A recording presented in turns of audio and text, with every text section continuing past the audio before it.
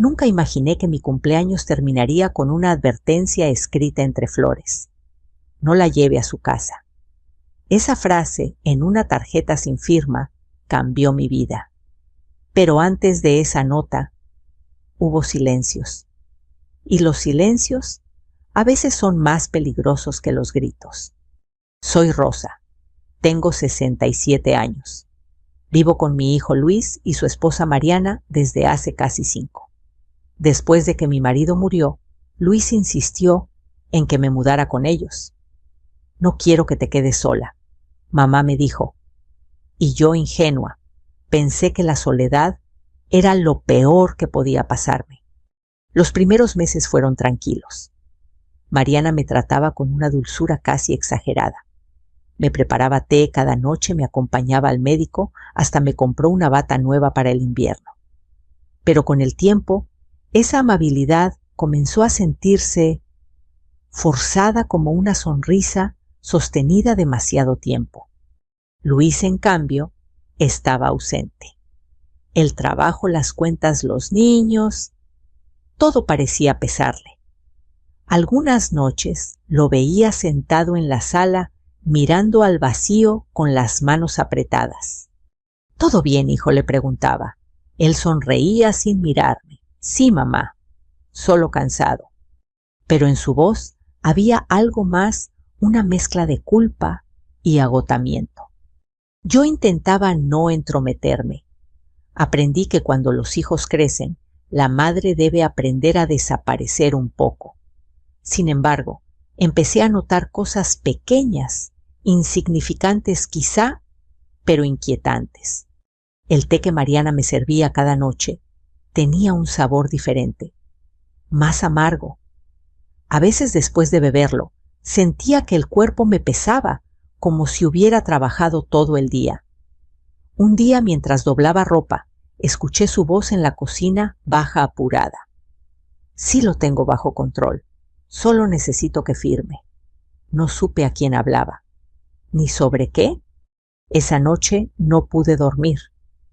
Miré el techo durante horas pensando en mi marido, en cómo me decía que confiara en la gente, pero sin dejar de mirarles a los ojos. Una mañana de domingo, mientras Luis cortaba el pasto, decidí preparar café. Mariana insistía en que tomara el instantáneo que ella compraba, pero yo prefería el de grano. Al abrir el frasco, noté que el aroma era distinto, más dulce, no el mío. Vertí una cucharada en la cafetera y lo dejé hervir. El vapor me hizo lagrimear los ojos y por un instante sentí un leve mareo. Lo apagué enseguida. Cuando Luis entró, le pregunté, ¿desde cuándo cambiaste la marca del café? No lo sé, mamá. Eso lo compra Mariana. Su respuesta fue automática, pero sus ojos cansados no supieron sostener los míos. Esa noche escuché una discusión en su habitación. La voz de Luis sonaba tensa. Te dije que no lo hicieras así. ¿Y qué quieres? Que se enferme y tú cargues con todo. No hables así, Mariana. El silencio que siguió me heló la sangre. No era la primera vez que discutían, pero esa vez había algo distinto. Al día siguiente, decidí visitar a mi vecina Teresa, la única amiga que me quedaba cerca. Le conté lo que sentía intentando no sonar paranoica. Ella me escuchó en silencio, moviendo lentamente la cabeza. Rosa, eso no suena bien. Si quieres, conozco a una mujer en el área de bienestar social. Podría orientarte. ¿Crees que exagero? No, pero más vale tener cuidado. Le agradecí y volví a casa con un nudo en el estómago. Luis estaba en la sala mirando el celular. ¿Todo bien, mamá?, preguntó distraído. Sí, hijo. Solo fui a caminar un poco. Por un momento quise decirle todo el té, el café, la llamada, pero no pude. Vi su cara agotada, sus ojeras, y sentí compasión. Tal vez él también estaba atrapado. Esa noche, mientras guardaba mis cosas en el closet, vi algo extraño, un sobre blanco entre mis bufandas. No tenía remitente. Dentro una tarjeta con letra temblorosa: no la lleve a su casa. Nada más, solo esas palabras. Me quedé sentada largo rato, con el papel entre las manos. Sentí frío. No sabía si era una advertencia o una broma cruel. Cuando Mariana entró, escondí la nota en el bolsillo. ¿Qué hace despierta mamá? Nada. Solo ordenaba mis cosas. ¿Debería descansar? Mañana tengo una sorpresa para usted. Sonrió y en sus ojos había una calma que me dio miedo. Al acostarme el corazón me latía tan fuerte que sentía su eco en las sienes. Intenté rezar, pero las palabras se me trababan. Solo pude murmurar el nombre de mi hijo. Y en la oscuridad su voz volvió a mí como un eco lejano. No quiero que te quedes sola, mamá. Nunca imaginé que esas mismas palabras serían el principio de mi peor soledad. Luis siempre había sido un hombre de pocas palabras. De niño guardaba las lágrimas para cuando se metía bajo las cobijas. De adulto guardaba los problemas en el bolsillo junto a las llaves del coche y la cartera. Pero últimamente el bolsillo le pesaba tanto que cada paso sonaba a deuda. Lo vi llegar aquella tarde con el uniforme manchado de polvo. Dejó las herramientas en la cochera y se quedó un instante apoyado en la pared, respirando hondo, como si el aire también hubiera decidido cobrarle factura. Me acerqué con una jarra de agua. «Toma, hijo», le dije. «Gracias, ma», respondió sin mirarme. Se sentó a la mesa del comedor y frotó el puente de la nariz. Por un segundo vi al niño que alguna vez fue ese que me confesaba los miedos bajito para que su papá no lo oyera. «¿Cómo te fue?», pregunté. «Bien», dijo, pero su voz lo traicionó, un poco pesado. Silencio. La televisión en el cuarto contiguo repetía un anuncio de medicinas con música alegre. Yo no sabía cómo decirle que últimamente también me pesaban las noches que el cuerpo me pedía sueño, antes de tiempo, que el té me dejaba la lengua adormecida. No quería que me llamara exagerada. Fue él quien habló primero. «Mamá», dudó. «¿Te sientes bien aquí?». Noté que la pregunta le raspaba la garganta. «A veces me siento cansada», respondí. «Pero supongo que es normal a mi edad». Asintió mirando el vaso de agua, como si en el fondo pudiera leerse una respuesta. Mariana entró con las bolsas del mandado. El golpe seco del plástico contra la mesa nos sacó del hechizo. «Compré lo de siempre», anunció. «Y unas vitaminas para la memoria». «No necesito vitaminas», dije con calma. «Solo caminar más». «Caminar está bien», respondió ella, «pero la salud es primero». Luis se puso de pie y empezó a guardar cosas en la alacena. Lo vi dudar cuando Mariana dejó una cajita blanca sobre la mesa. La empujó con la yema de los dedos, como quien intenta decidir si una moneda cae en cara o cruz. Esa noche, cuando todos dormían, escuché la puerta de su cuarto abrirse. Luis pasó por el pasillo y se sentó en la sala. No encendió la luz. Me acerqué sin hacer ruido. «¿No puedes dormir?», susurré. «No». «¿Quieres hablar?». Se encogió de hombros. «A veces siento que…», calló, «que no estoy a la altura de nada, ni del trabajo, ni de la casa, ni de ser buen hijo». Me senté a su lado. En la penumbra, el reloj marcaba el paso del tiempo con un tic-tac paciente.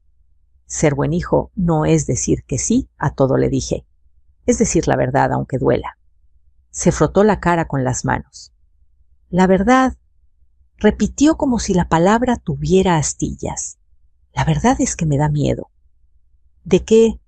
«De que te pase algo, de que me culpe, de que Mariana se canse, de que el dinero no alcance, de que lo estemos haciendo mal», soltó de golpe como si por fin se hubiera animado a abrir el bolsillo.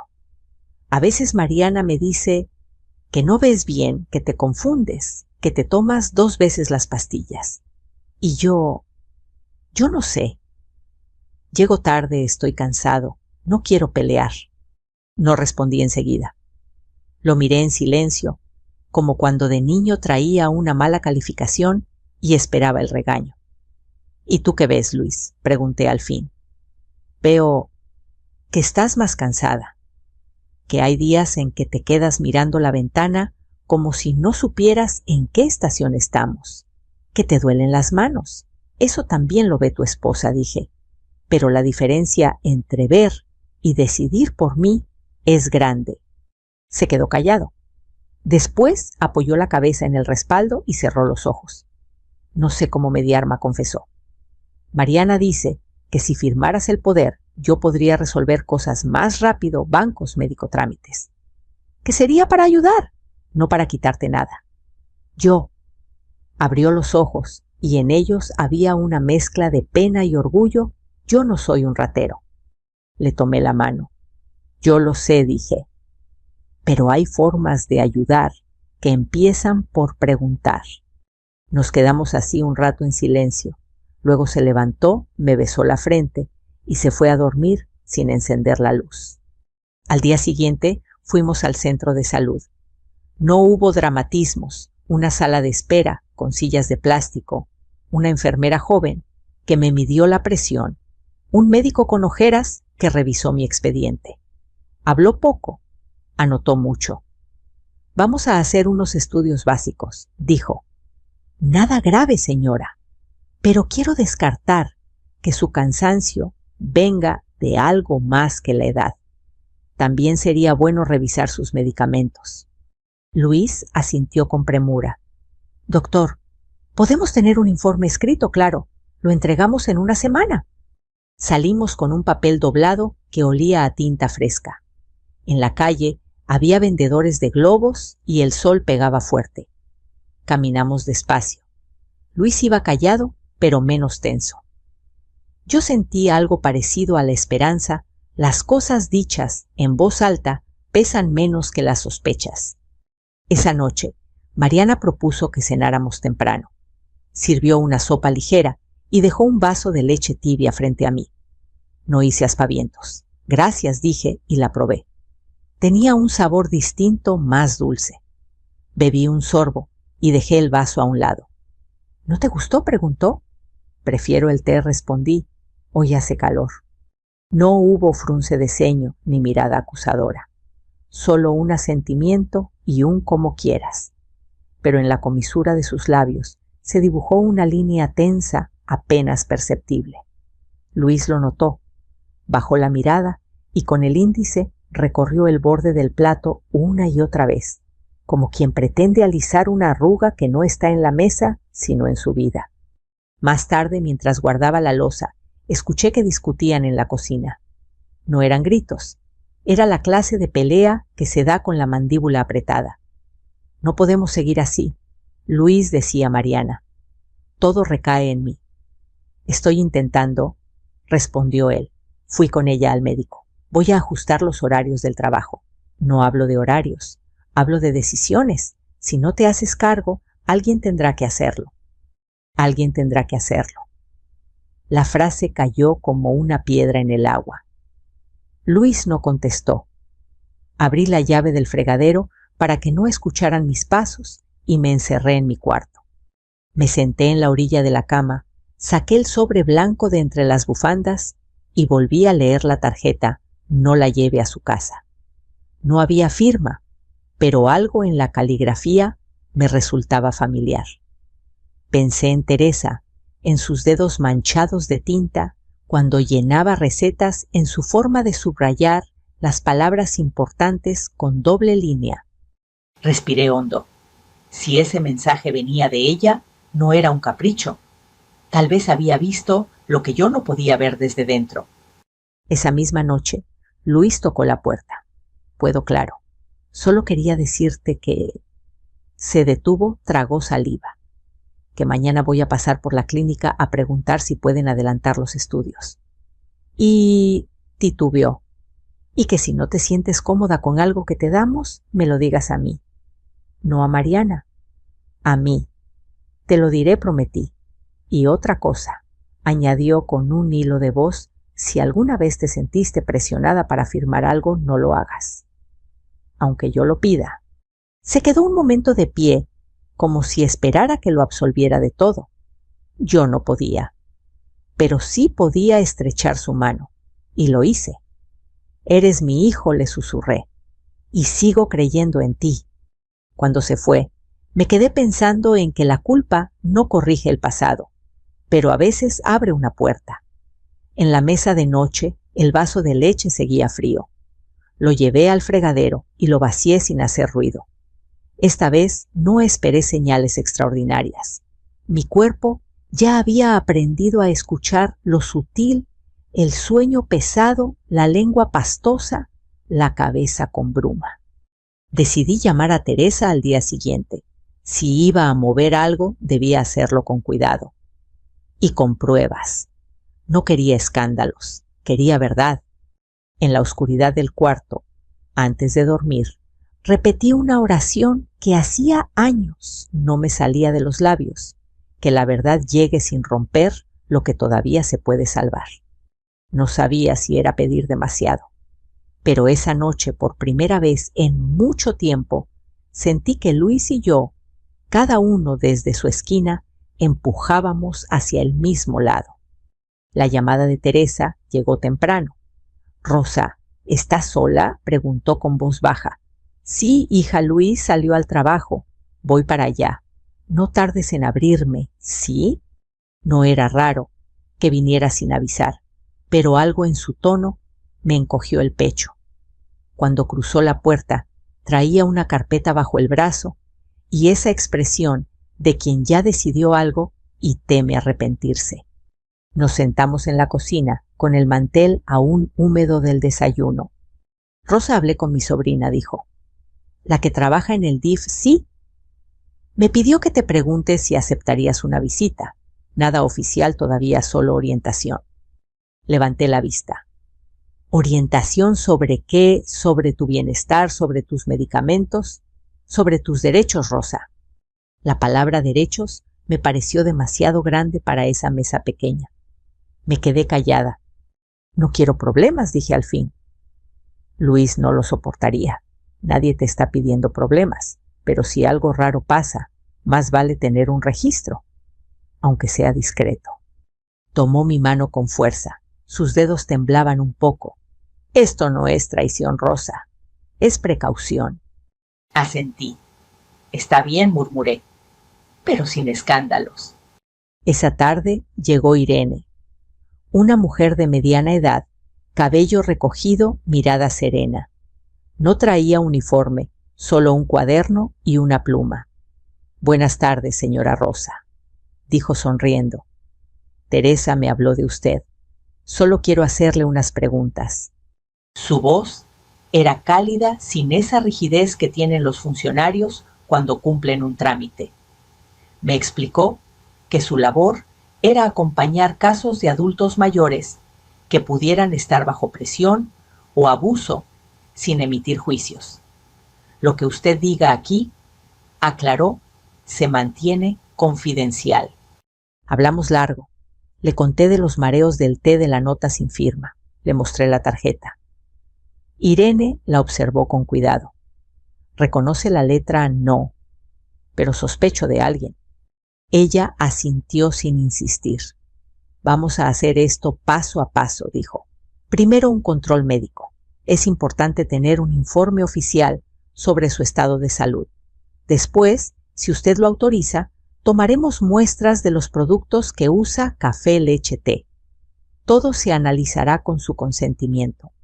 No era el dramatismo de una serie policial, era el lenguaje frío de los procedimientos. Pero ese mismo tono me dio seguridad. «Está bien», acepté. «Quiero saber qué pasa». Antes de irse, me entregó una tarjeta con su número personal. «Llámeme si nota algo extraño», aunque sea una sensación. A veces lo que el cuerpo dice llega antes que la evidencia. Esa noche Luis llegó tarde. Se sentó frente al televisor sin encenderlo. «Mamá Teresa vino hoy, ¿verdad? Sí».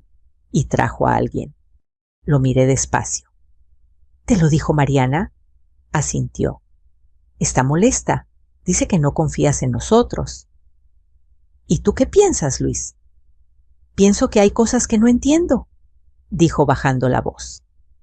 Mariana asegura que solo quiere ayudarte, pero últimamente todo se siente forzado. No respondí. La palabra forzado era exactamente la que yo había sentido semanas atrás. Tal vez continuó. Deberíamos hacer lo que dijo el médico, revisar tus medicinas, tus análisis. Así todos nos quedamos tranquilos. Eso ya está en marcha, le dije. Me miró sorprendido. ¿Cómo Irene se encargará? Es parte de un programa de apoyo. No te preocupes, hijo, todo es confidencial. Luis se pasó la mano por el cabello. Mamá, suspiró. No quiero pelear, pero ten cuidado. Mariana puede sentirse atacada. Luis, si una persona se ofende porque busco cuidar mi salud, quizás el problema no soy yo. No dijo nada más. Subió las escaleras despacio. Los días siguientes fueron una rutina medida, desayunos tranquilos, tardes silenciosas. Irene me llamó varias veces, siempre a la misma hora con la voz baja. Los análisis del laboratorio estarán listos en unos días, me dijo. Pero ya tengo un informe preliminar del médico. Hay trazas de sedantes en su sangre en dosis pequeñas pero constantes. Me quedé helada. ¿Y eso qué significa? Que no se trata de una confusión. Alguien está administrando esas sustancias sin que usted lo note. Apoyé la cabeza en la pared. ¿Y ahora qué hago? Nada todavía, dijo Irene. Actúe con normalidad. Mañana iré personalmente a recoger una muestra de la leche y el té. No diga nada a nadie. Colgué el teléfono con las manos frías. Me senté en la sala. El reloj marcaba las 9. En la cocina escuché pasos. Mariana guardaba algo en la alacena. Cuando pasó frente a mí, sonrió. ¿Quiere su leche, mamá? No, gracias. Tomaré solo agua. Sus ojos se detuvieron en mí un segundo más de lo necesario. Luego siguió su camino. Subí a mi cuarto y cerré la puerta. No lloré, solo recé. A la mañana siguiente, Irene llegó temprano. Llevaba guantes y un pequeño estuche con frascos rotulados. Me explicó cada paso con calma. Esto no es un allanamiento, dijo, solo una recolección voluntaria. Usted me entrega las muestras y firma un consentimiento. Así lo hicimos. Guardó cuidadosamente los frascos en una bolsa térmica y me entregó una copia del formulario. Esto es importante, añadió. Cualquier resultado, aunque sea leve, se cruzará con los datos médicos. Si coincide, procederemos legalmente. Cuando se fue el silencio de la casa, se hizo más espeso. Luis estaba en el trabajo. Mariana en su consultorio. Me quedé sola, sentada frente al florero vacío. Pensé en cómo todo había empezado con una nota entre flores, las flores que aquel día aún guardaban perfume. Y ahora el mismo florero parecía observarme como si esperara que yo también hiciera mi parte. Tomé una libreta vieja y comencé a escribir.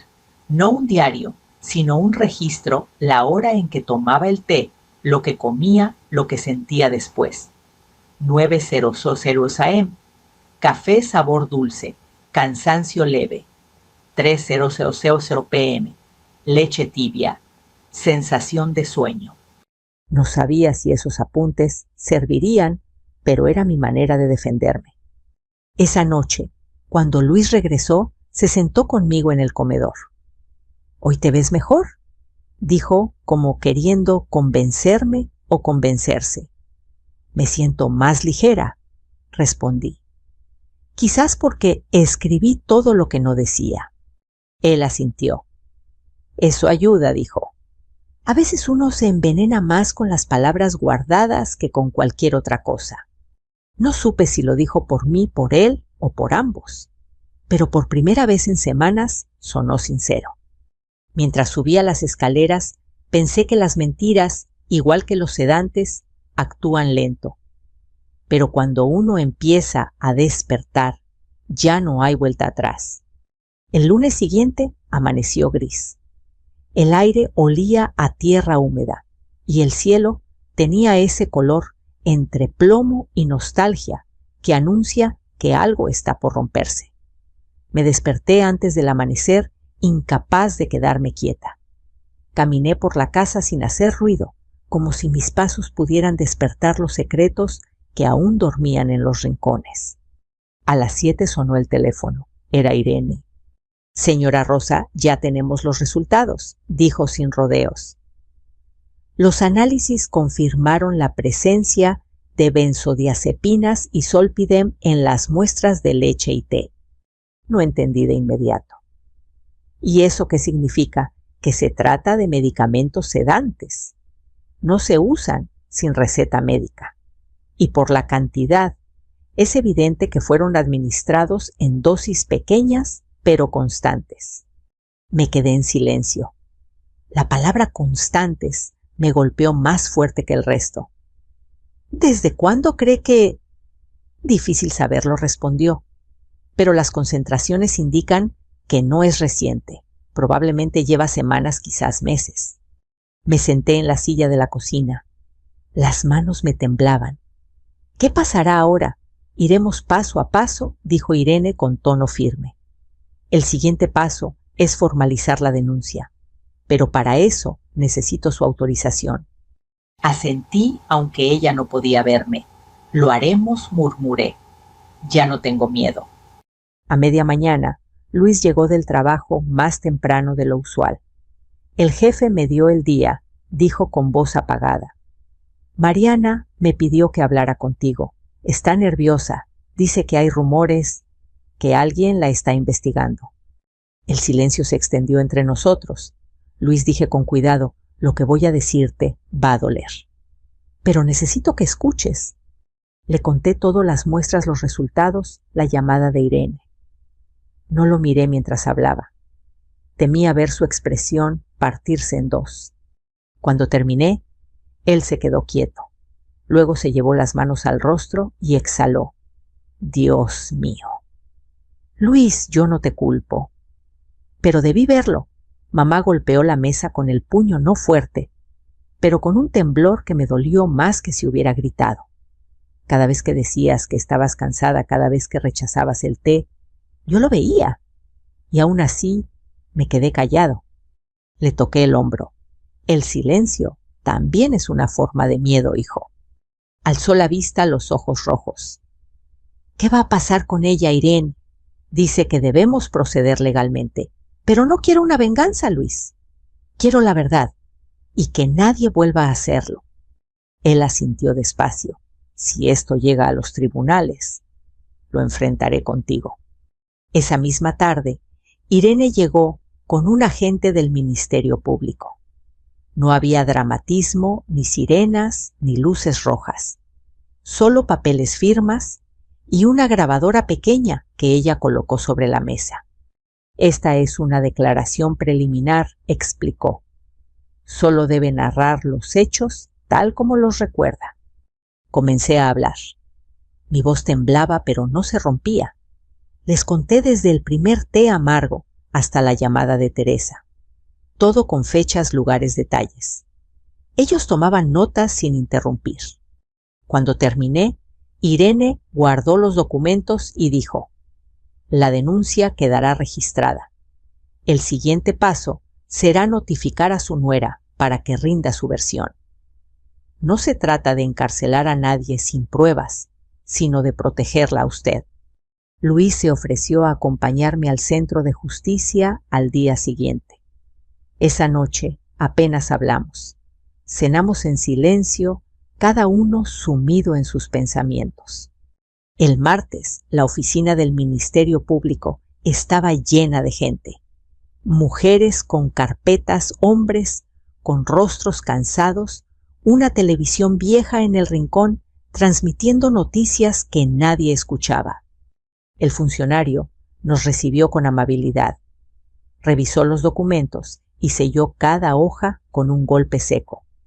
Esto es importante, señora, dijo. Vamos a solicitar una orden para realizar una evaluación médica y psicológica. Necesitamos documentar los efectos del sedante en su organismo. Y Mariana, pregunté, será citada para declarar. Si coopera, evitaremos medidas más drásticas. Luis bajó la cabeza. Ella no negará nada, dijo. Pero no sé si entenderá lo que ha hecho. El hombre lo miró con cierta empatía.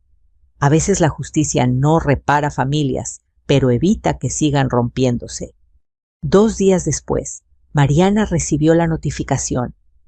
Llegó a casa alterada con el sobre arrugado en las manos. ¿Qué significa esto?, preguntó, mirándome con rabia y miedo al mismo tiempo. ¿Una denuncia? ¿De verdad? Luis intentó intervenir. Mariana, por favor. No, Luis, gritó ella. No te atrevas a defenderla. Me levanté despacio. Mariana, no quiero destruirte. Solo necesito entender por qué. Su respiración era rápida. Yo solo quería que descansara. Siempre decía que estaba cansada, que el cuerpo le pesaba. Quise ayudarla. ¿Con pastillas para dormir en mi leche?, pregunté con calma. Ella bajó la mirada. ¿Tenías ansiedad? Luis me lo decía. Pensé que si descansabas más, todo estaría bien. Luis se levantó de golpe. Mariana, basta, sabías lo que hacías. Sabías que esas pastillas no eran inocentes. Ella lo miró con desesperación. No quería hacer daño. Solo quería que las cosas fueran más fáciles. El silencio que siguió fue tan denso que podía cortarse con el aire. Irene, que observaba desde la puerta, se acercó con voz firme. Señora Mariana, la investigación continuará. Tiene derecho a declarar, pero cualquier intento de intimidar o modificar pruebas se considerará obstrucción. Mariana apretó los labios. ¿Y usted quién es para hablarme así? Soy quien se aseguró de que Rosa siga viva para responderle, dijo Irene sin levantar la voz. Luis la tomó del brazo. Mariana, vete a casa de tu madre unos días. Por favor. Ella lo miró como si no lo reconociera. Luego soltó el sobre en la mesa y salió sin decir palabra. Después de que se fue, Luis se dejó caer en la silla. No sé si puedo con esto, susurró. Siento que me partieron en dos. A veces el amor se divide para poder sobrevivir, respondí. Pero no te preocupes, hijo. Esta vez no voy a dejar que el silencio lo cubra todo. Esa noche me quedé escribiendo hasta tarde. No sobre el veneno ni sobre el miedo, sino sobre el peso de las decisiones pequeñas que terminan cambiando la vida entera. La justicia no siempre llega con uniformes ni sentencias. A veces llega en forma de claridad. Y esa claridad, aunque duela, es la única luz que no se apaga. El día de la audiencia amaneció claro. El cielo de un azul lavado parecía burlarse de la pesadez que llevaba en el pecho. Irene llegó a buscarme temprano. Traía su libreta y una calma que me daba seguridad. Luis caminaba unos pasos detrás, en silencio, con el gesto de quien se prepara para algo que no sabe si puede soportar. El juzgado estaba lleno. Las paredes altas, los retratos antiguos y las sillas de madera hacían que todo sonara más fuerte de lo que era el crujido del suelo, el paso de los funcionarios, el murmullo de los que esperaban su turno. Nos hicieron sentar al fondo, frente a la mesa, donde el juez revisaba papeles con una paciencia de piedra. Cuando Mariana entró, llevaba un suéter gris y el cabello recogido. No había rabia en su cara, solo un cansancio que me recordó al mío. Por un momento sentí pena. El juez habló con tono neutro. Caso 4721. Denuncia por administración indebida de medicamentos, abuso psicológico y tentativa de fraude patrimonial. Luis bajó la mirada. Yo apreté mis manos sobre el regazo. El juez pidió que comenzara mi declaración. Me levanté despacio, apoyándome en la mesa. La voz me tembló al principio, pero la sostuve. Soy Rosa Hernández. Denuncié porque descubrí que durante meses alguien mezcló medicamentos en mis bebidas. No quiero venganza, solo quiero entender por qué. El juez asintió. Me pidió que me sentara. Después habló el abogado de Mariana, un hombre joven de palabras medidas. Mi clienta admite haber administrado sustancias relajantes, pero lo hizo sin intención de causar daño. Su único motivo era aliviar el estrés de la señora. El juez levantó una ceja. ¿Sin receta médica? ¿Sin consentimiento? Fue un error de juicio, señoría. Ella actuó desde el cariño. El juez tomó nota. Luego llamó a Irene. Ella relató el proceso con precisión, las muestras, los análisis, la confirmación de laboratorio. Sin exagerar. Su voz firme pero serena sonó más poderosa que cualquier acusación. No puedo afirmar la intención, dijo, pero sí puedo confirmar el daño potencial. El juez asintió de nuevo. Luego miró a Mariana. ¿Desea declarar? Ella dudó. Luis la observaba con los labios apretados. Finalmente se levantó. Sí, señoría. Su voz era más baja de lo que recordaba. No quise hacerle daño, dijo mirando al suelo. Pero había días en que no podía más. Luis trabajaba todo el día. Yo me encargaba de la casa, de las cuentas de ella. A veces me hablaba y no me reconocía. Me daba miedo que se perdiera, que un día saliera y no regresara. Me sentía atrapada. Pensé que si dormía más descansaría y todos estaríamos mejor. Luis cerró los ojos. El juez la observó sin interrumpir.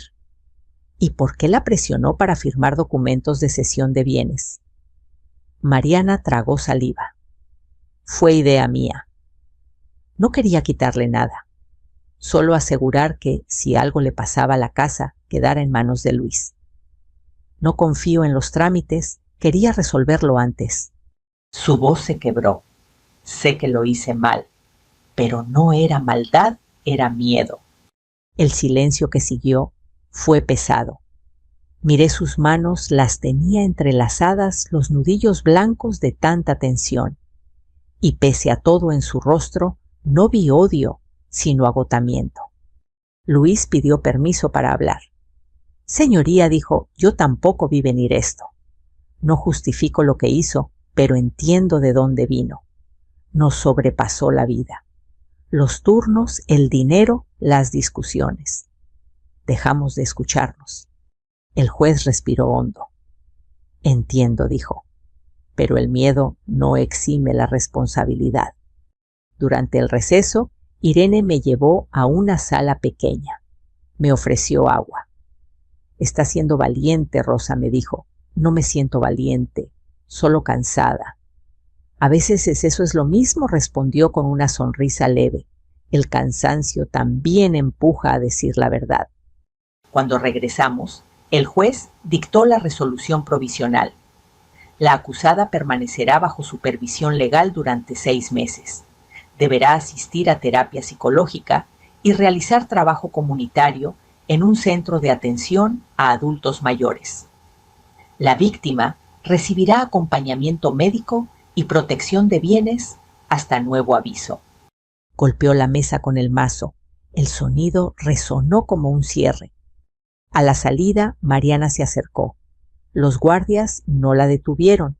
La medida no era carcelaria. Rosa, dijo con voz rota, no espero que me perdones, pero quiero darte las gracias por no destruirme. Yo no vine a destruirte. Mariana, respondí. Vine a recuperar mi voz. Nos miramos unos segundos, luego se marchó. Luis la siguió con la mirada sin moverse. Cuando por fin habló, lo hizo casi en un susurro. No sé qué va a pasar con nosotros. El tiempo dirá, hijo. Pero el silencio ya no nos servía. Las semanas siguientes fueron extrañas.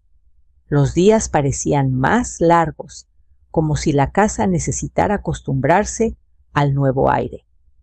Luis hablaba poco, pero su forma de moverse era diferente, más presente, más atento. Yo comencé las sesiones con el psicólogo del centro. Era un hombre tranquilo, de voz pausada. Me ayudó a entender que el miedo, igual que el veneno, se infiltra lentamente y no siempre mata, pero cambia la manera en que respiramos. Una tarde me pidió que hiciera un ejercicio, escribir una carta a Mariana sin intención de enviarla. Te perdono porque quiero dormir tranquila, no porque lo olvidé, escribí. Te perdono porque no quiero que mi nieto crezca con el eco de nuestro rencor. Cuando terminé me sentí más liviana. Un mes después, Irene me llamó para contarme que Mariana había comenzado su servicio comunitario. ¿Dónde pregunté? En el Centro Santa Clara, cuidando a adultos mayores. Me pareció apropiado. Quizá aprenda algo, dije. A veces ayudar a otros es la única manera de entender el daño que hicimos, respondió Irene. Esa noche, mientras regaba las plantas del patio, pensé en lo que había dicho.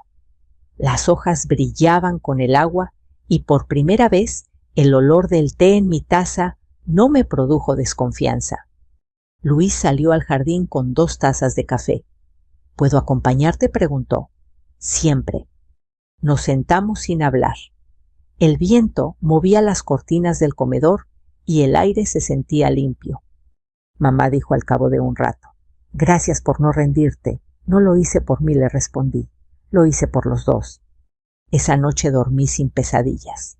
La justicia comprendí. No siempre se mide en castigos, sino en los espacios que se abren cuando la verdad, por fin, encuentra lugar para respirar.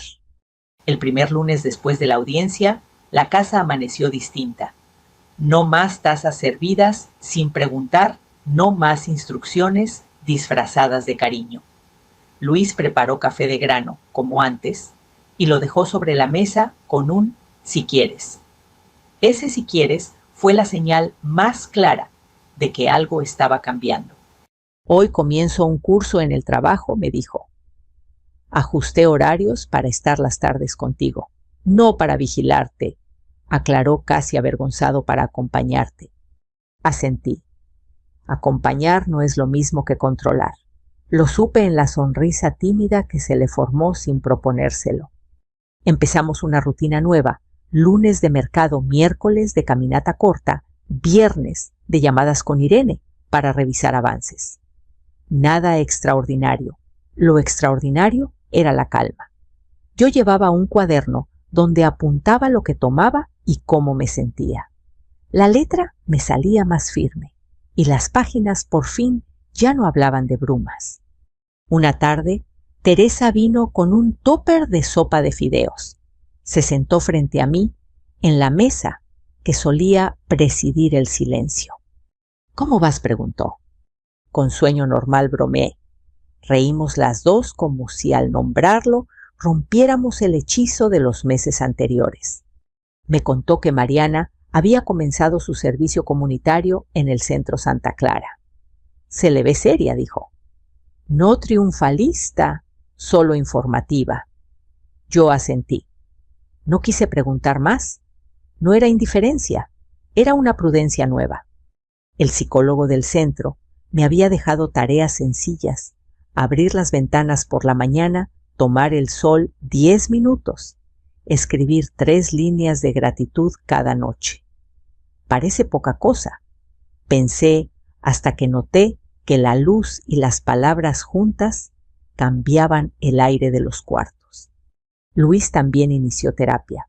No me lo dijo para presumir, lo supe por los tickets doblados que encontré en su pantalón, por la manera más lenta en que me preguntaba ¿cómo dormiste?, como si la respuesta le importara de veras. Algunas noches lo escuchaba respirar hondo en la sala, sin televisión, sin celular. Aprendía a quedarse aunque no supiera qué decir. Siento culpa, me confesó un miércoles sin preámbulos. Culpa por no ver, por no preguntar, por irme al taller, aunque te notara rara. A veces pienso que si hubiera sido más fuerte, nada de esto. La fuerza también se aprende, lo interrumpí. Y casi nunca se aprende antes de que haga falta. Me miró largo rato y por primera vez no se defendió. Solo apretó mi mano como cuando era niño cruzando una calle con tráfico.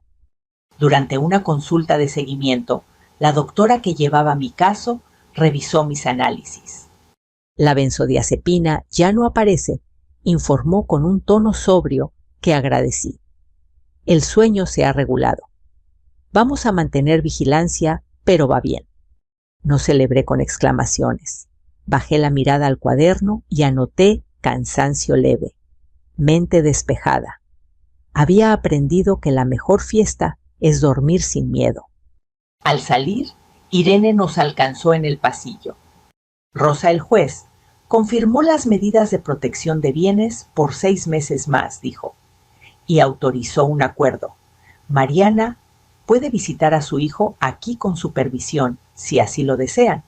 No tiene prohibición de acercarse a usted, pero sugiero distancia prudente. Luis tragó saliva. Mi hijo la extraña, dijo, y yo no quiero que crezca aprendiendo a odiar.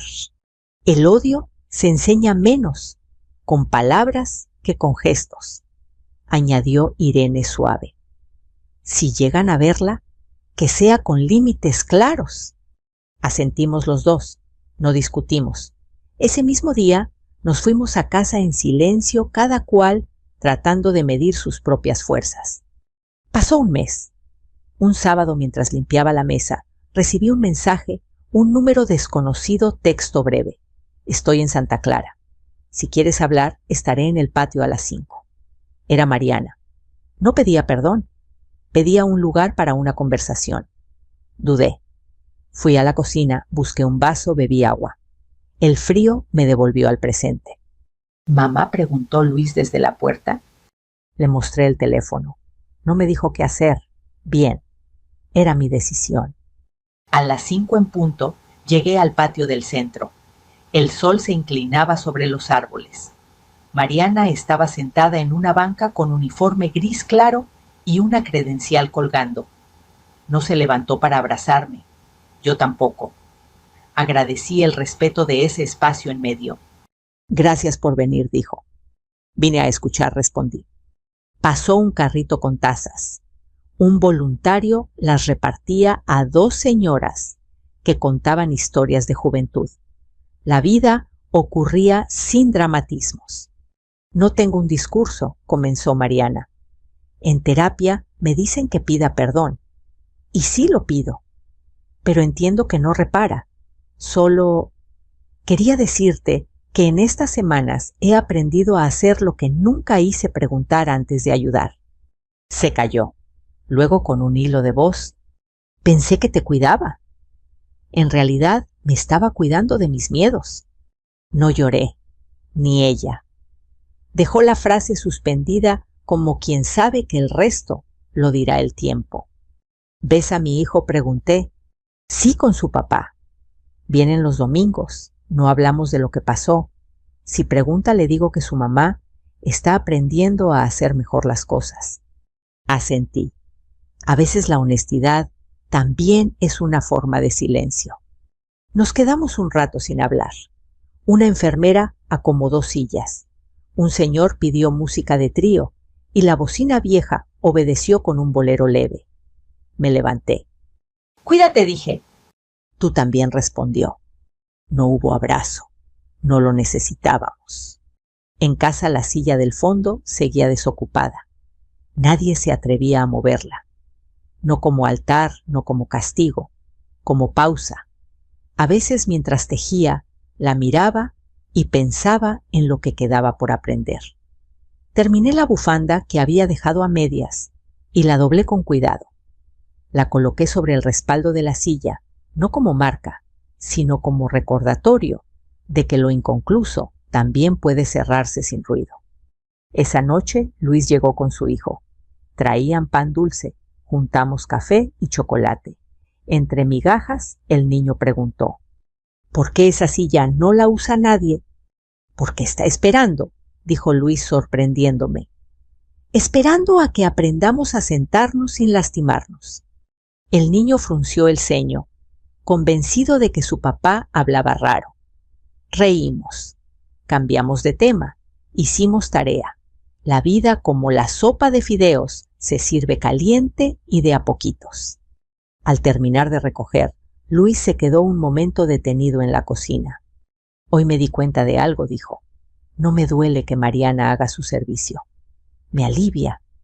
No como castigo, sino como oportunidad. Para ella, para mí.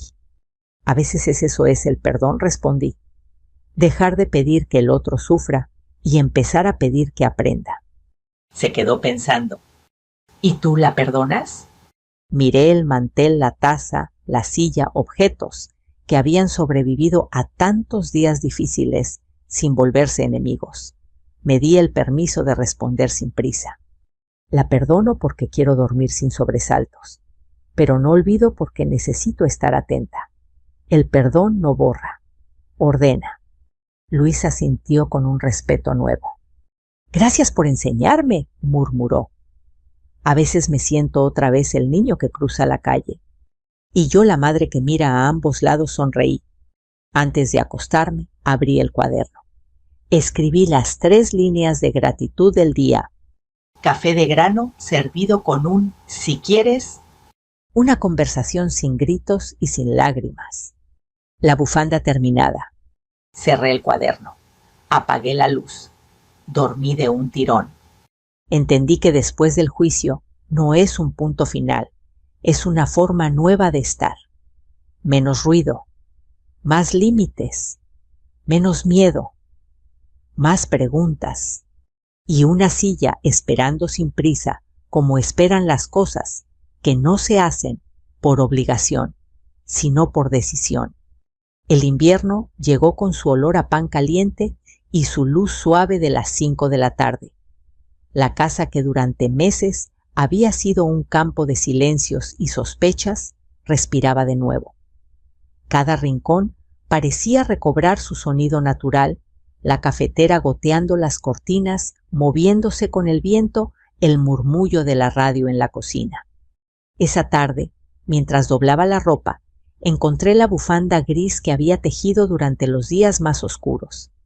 Tenía pequeñas imperfecciones, puntos torcidos que hablaban de mis manos temblorosas, de las horas en que el miedo era el único hilo que me sostenía.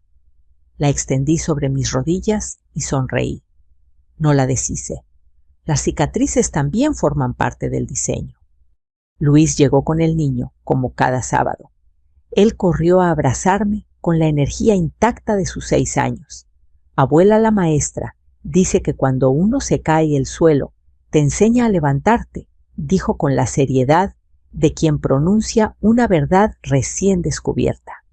La maestra es sabia, respondí, y el suelo paciente. Luis sonrió desde la puerta. Mariana vendrá el domingo, dijo en voz baja.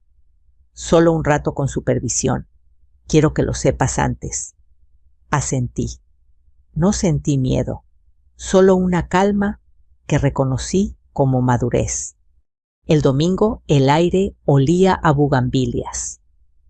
Mariana llegó puntual, acompañada por una trabajadora social del centro. Venía vestida con ropa sencilla y los hombros más caídos. No traía flores quizás por prudencia, sino un pequeño paquete envuelto en papel marrón. No es un regalo, dijo apenas entrar. Es algo que hice en el taller. Me tendió el paquete. Dentro había una figura de cerámica, una silla, pequeña, blanca, con las patas ligeramente desiguales. Nos pidieron hacer algo que representara lo que esperamos, explicó. Yo hice esto. La sostuve entre mis manos. Era frágil pero firme. Gracias, dije. La pondré junto a la otra. Luis observaba desde el pasillo. El niño, ajeno al peso de la escena, se acercó curioso. ¿Por qué hay 2 sillas? Porque a veces, hijo, respondí, hay que aprender a esperar juntos. La visita duró media hora. No hablamos de lo pasado. No hacía falta. Las palabras sobran cuando el arrepentimiento ya aprendió a respirar sin pedir aplauso. Cuando se fue, Luis se quedó quieto frente a la puerta cerrada. ¿Crees que cambie?, preguntó. Todos cambiamos cuando nos miramos sin excusas, respondí. Pero eso lleva tiempo. Se acercó a la mesa, tocó la silla de cerámica y sonrió. Tal vez ya empezó. Las semanas siguientes fluyeron tranquilas. Comencé a colaborar en el mismo centro donde Mariana hacía su servicio. No coincidíamos todos los días, pero a veces nos cruzábamos en los pasillos. Ella atendía a los mayores con una paciencia que antes no conocía. Nunca hablamos del pasado, pero nuestras miradas se entendían. No era olvido, era respeto. Una tarde, mientras doblábamos mantas para los residentes, me dijo sin levantar la vista: he aprendido que cuidar no es decidir por otros, sino sostener sin invadir. Y también descansar sin desaparecer, añadí. Nos reímos suavemente. En ese instante supe que el perdón, cuando llega, no tiene fanfarria, se posa despacio como polvo de sol sobre la piel. Luis consiguió un ascenso. Su semblante cambió. Hablaba menos de culpa y más de futuro. A veces, mientras tomábamos café, recordábamos lo vivido con esa mezcla de tristeza y gratitud que solo dan los finales verdaderos. ¿Sabes, mamá?, me dijo una tarde, creo que lo peor no fue lo que pasó, sino todo lo que callamos antes. El silencio también se hereda, le respondí. Por eso hay que enseñarle a tu hijo a hablar incluso cuando duele. Lo intento, dijo sonriendo, aunque a veces me sale más tu tono que el mío. Entonces va por buen camino. Reímos los dos. Una mañana, Teresa vino con pan recién horneado. Lo cortamos en rebanadas, untamos mantequilla y hablamos de la vida con esa liviandad que solo tienen las amistades que sobrevivieron a la tormenta. Siempre supe que saldrías adelante, dijo. No sola, respondí. Sin ti quizás seguiría dormida. Me abrazó. Dormir sin miedo, repitió. Ese debería ser el título de tu historia. O La silla que espera, dije. Me gusta más. Al anochecer, me senté en el patio con mi taza de té, sin desconfianza, sin recuerdos amargos. Miré las dos sillas, la grande de madera y la pequeña de cerámica. Una real, una símbolo. Pensé en lo que habían representado el espacio entre lo que fuimos y lo que todavía podemos ser. Saqué mi cuaderno y escribí. Esperar no es quedarse quieto. Es confiar en que la vida, incluso herida, sigue brotando. El viento pasó entre las plantas y movió suavemente la bufanda que colgaba de la silla. Por un instante todo se detuvo y comprendí que había llegado al final sin perderme. A las personas que escuchan mi historia, las que alguna vez sintieron que su voz no contaba, que su casa se volvía ajena, que su cansancio era ignorado, les digo esto: nunca se acostumbren a la duda. El cuerpo y el alma siempre saben cuando algo no está bien. Escúchense, busquen ayuda. No esperen señales milagrosas. La verdad se construye con pasos pequeños, con nombres propios, con la decisión de hablar. Si alguna vez te dijeron que eras exagerada, desconfiada o difícil, recuerda, a veces eso es lo que nos salva. Y ahora, si esta historia te tocó, si te hizo pensar en alguien, si reconociste una voz parecida a la tuya o a la de tu madre, no te quedes callado. Déjame saber desde dónde me escuchas. Cuéntame si alguna vez tuviste que perdonar para poder seguir. Suscríbete, comparte, acompáñanos. Aquí cada historia es una forma de aprender a no tener miedo de nuevo.